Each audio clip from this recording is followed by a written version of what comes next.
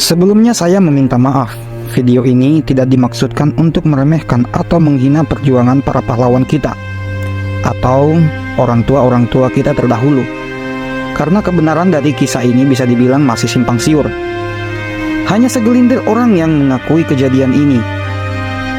Saya menemukan salah satu tulisan yang menyajikan, yang katanya ini adalah fakta sejarah yang kelam yang tidak akan pernah diajarkan di sekolah-sekolah kita. Baiklah, mari kita mulai. Setelah negara kita Indonesia memproklamasikan kemerdekaannya pada 17 Agustus 1945, rakyat Indonesia merasakan euforia yang sangat besar. Namun, perasaan bahagia itu berubah menjadi rasa frustasi di akhir tahun 1945. Dikarenakan ketika itu sekutu datang bersama Belanda yang berusaha untuk kembali berkuasa di Nusantara, khususnya di Pulau Jawa.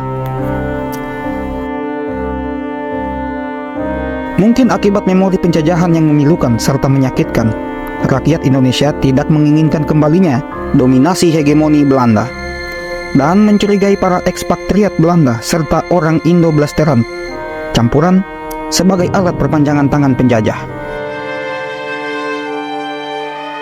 Nia Historia menuliskan pada 28 Agustus 1945, sekelompok pemuda menculik 23 orang Belanda di Batavia dan membawa mereka ke lokasi di Tangerang. Di sana mereka dieksekusi dengan golok di bawah pohon asam. Kemudian dalam peristiwa yang dikenal sebagai Gedoran Depok pada 11 Oktober 1945, seorang pemuda bernama Margonda memimpin serangan terhadap negara Depok yang didirikan oleh Cornelis Castellane. Orang-orang dari Karawang dan Bekasi juga turut bergabung menggunakan kereta api untuk mencapai Depok dan menyerang orang-orang Belanda serta penduduk Kristen yang dikenal sebagai Bule Depok. Pada tanggal 15 sampai 17 Oktober di Surabaya, setelah pihak Belanda menyebarkan propaganda "Dood alle inlanders" atau matilah seluruh pribumi, para pemuda terprovokasi oleh propaganda itu. Akibatnya para pemuda mengumpulkan ratusan orang Belanda, orang Indo campuran, dan orang Ambon, baik pria, wanita, maupun anak-anak dibawa paksa di simpang klub. Beberapa dari mereka dipenggal dengan katana, ditikam dengan bambu runcing. Wait, kenapa orang Ambon diikut sertakan? Bukankah mereka saudara kita waktu itu? Katanya waktu itu terdapat paham, ada rasa ketidakpercayaan yang mendalam dan kecurigaan terhadap kelompok-kelompok yang dianggap lebih dekat dengan kolonial.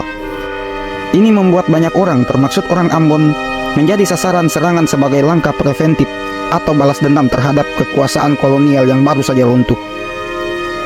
Bung Tomo sempat dituduh sebagai dalang peristiwa itu, meskipun dalam autobiografinya ia membantah keterlibatannya.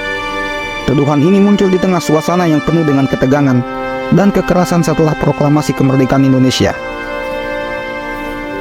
di mana banyak kejadian tragis terjadi akibat konflik antara warga pribumi dan orang-orang keturunan Belanda, serta mereka yang dianggap mendukung penjajahan.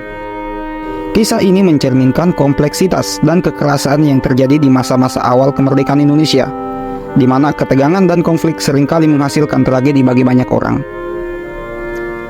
Kebenaran dari kisah ini masih menjadi tanda tanya.